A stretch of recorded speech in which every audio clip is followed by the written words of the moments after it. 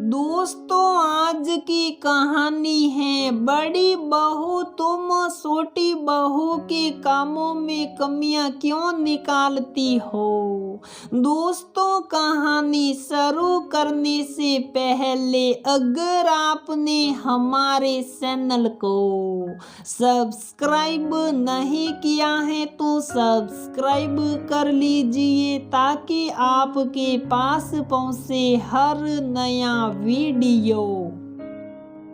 देवकी जी शादीशुदा जीवन पर उनकी सास का संपूर्ण अधिकार था। देवकी जी ने कभी अपनी सास को किसी बात के लिए उल्टा जवाब तो नहीं दिया, पर जब भगवान ने उन्हें 2 बेटों की मां बनने का सौभाग्य प्रदान किया तो वो ये जरूर सोचती थी कि वो जब सास बनेगी तो अपनी दोनों बहुओं को बहुत प्यार से रखेगी, उन्हें संपूर्ण आजादी देगी। हालांकि सास से तमाम तरह के उल्लंघने और प्रताड़ना झेलने के बावजूद उन्होंने अपनी सास के अंतिम दिनों में उनकी बहुत सेवा की थी।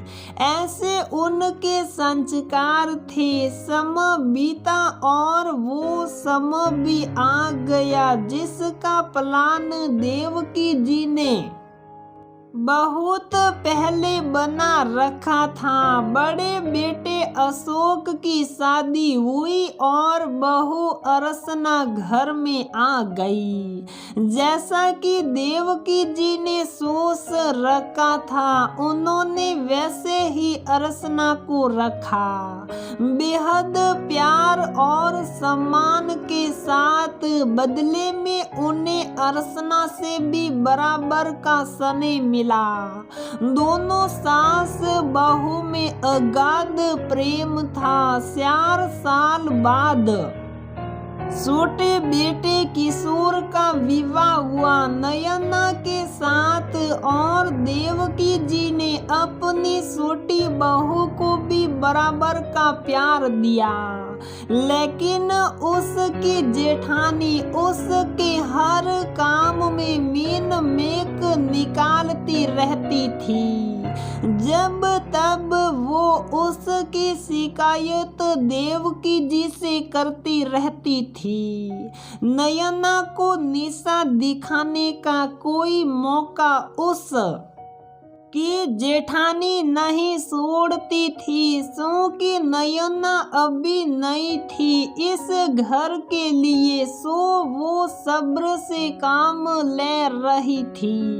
वो कभी पलटकर जवाब नहीं देती थी, ये सोचकर कि एक दिन सब ठीक हो जाना है। एक दिन नयना की सहेली शिल्पा उससे मिलने आई।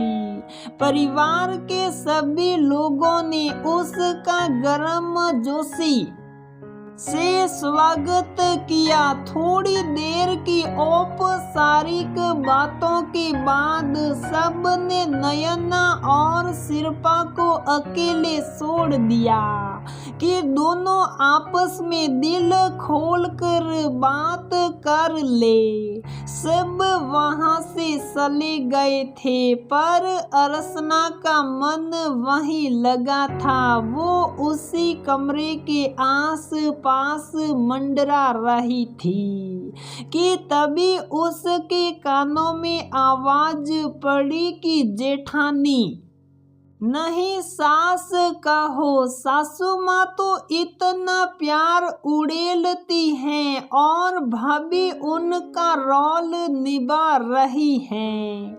और ये कहकर दोनों सहेलियां जोर से हंस पड़ी। इतना सुनना था कि अर्चना आग बबूला हो उठी और पैर पटकते हुए अपनी सास के पास जा पहुंची और नयना की शिकायतों का अंबार लगा दिया देवकी जी के सामने।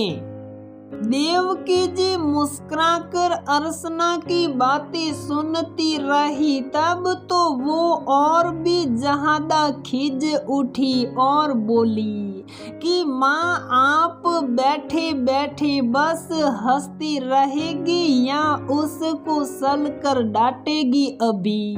बेटा एक बात बोलूं, तुम्हें क्या जरूरत पड़ गई थी उनकी बातें सुनने की? इसका उत्तर भी मैं ही तुम्हें दे देती हूँ कि तुम्हारे मन में शोर था कि उन दोनों सहेलियों के बीच तुम्हें लेकर सरसा जरूर होगी, जो कि हुई भी, और इसका कारण मुझे बताने की जरूरत नहीं है कि ऐसा क्यों हुआ।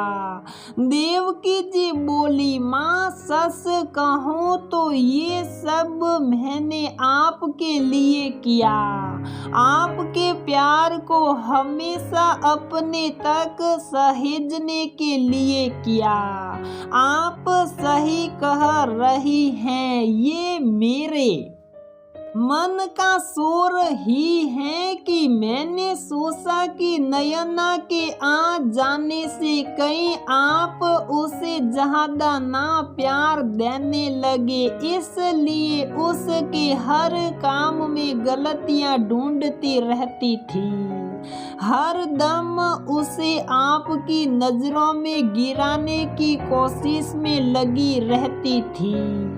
अब आप ही सब कुछ ठीक करिए और वादा करिए कि अपना प्रेम मुझ पर पहले की तरह बरसाती रहेगी। अर्चना ने कहा। ये सुनकर देवकी जी हंसने लगी और बोली कि बेटा मुझे जो मिला मैंने उससे बहुत बेहतर तुम दोनों को देने की कोशिश की है, पर लगता है कि शायद कहीं कोई कमी रह गई। नहीं माँ, कहीं कोई कमी नहीं रह गई। अंदर आते हुए छोटी बहू बोली, हम वादा करते हैं कि जितना प्यार हमें आपसे मिला है उससे कहीं ज्यादा अगली पीढ़ी को सौंपेंगे। बड़ी बहू बोली, रहने दो, पहले अभी तो प्यार से रह लो दोनों, कल किसने देखा है। देवकी जी अपनी दोनों बहुओं को डपटते हुए बोली।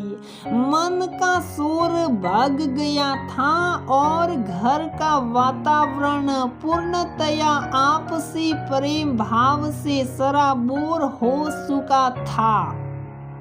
तो दोस्तों, हमारी ये कहानी यहीं पर समाप्त होती है। अगर आपको हमारी ये कहानी पसंद आती है तो प्लीज़ वीडियो को लाइक करें, शेयर करें और हमारे चैनल को सब्सक्राइब जरूर करें।